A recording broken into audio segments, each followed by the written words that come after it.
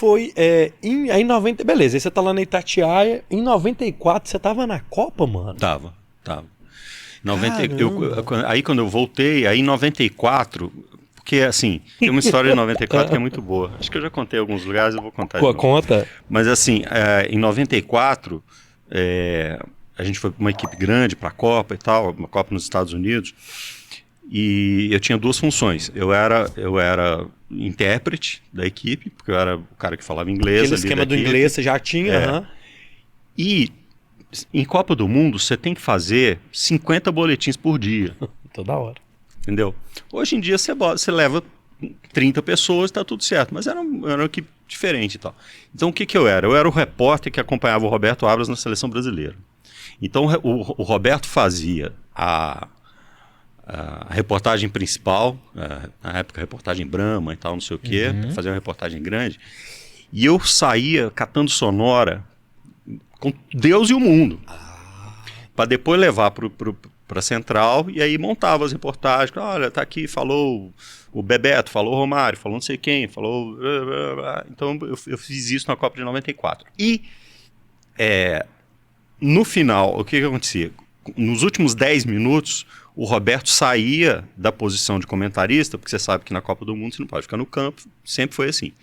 Ele saía da posição de comentarista para ir para a zona mista, para pegar os caras na saída. E aí eu fazia como lateral, os últimos 10 minutos do jogo. E aí eu fiz isso na Copa de 94, 98, e aí e assim por diante. Como é que era naquela época? Porque não tinha, não é nessa... Se fosse hoje, a gente fazia no ao vivo ali no celular. Para decupar isso, para cortar isso... Era tudo em fita, cassete? Como é que era isso?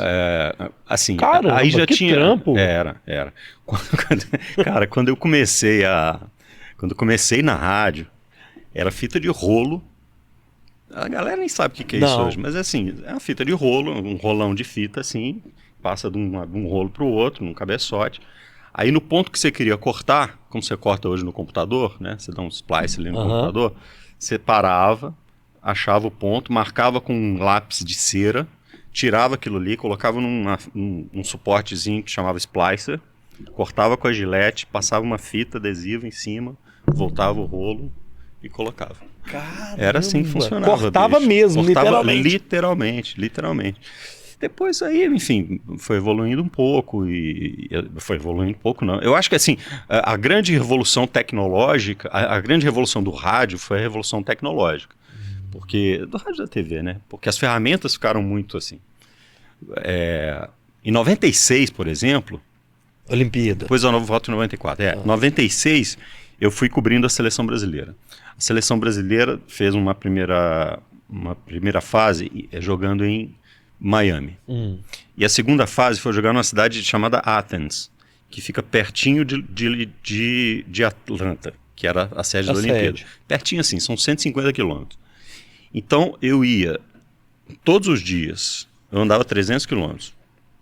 Então eu ia de manhã para a porta da concentração e tinha que voltar à noite. Porra, como é que tava começando um negócio de telefone celular assim e tal.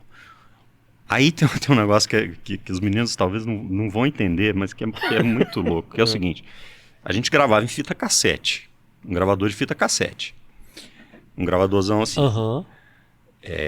O telefone que tinha na época, eu não sei por que cargas d'água, porque ele usava um magnetismo, sei lá. Se você não tinha entrada de áudio nele, né? Era um PT 950 da Motorola.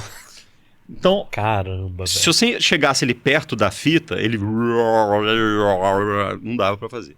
Então sabe o que eu fazia? Eu pegava a fita cassete, botava no toca-fitas do carro, aumentava o volume, ligava o celular para a redação. Uma ligação mesmo. Uma ligação mesmo. E botava o volume alto, aquilo para não chegar perto da fita, o negócio entrava pelo microfone, os caras gravavam no Brasil e editavam e botavam no ar. Coisas desse tipo. Véio. Era outro mundo, velho. Mas isso já é tecnologia de 94 para 96, 96. Né? Pensa. Cara, em 98 na França, na Copa do Mundo da França, para você usar a internet, você tinha que pegar uma fila. Internet de escada.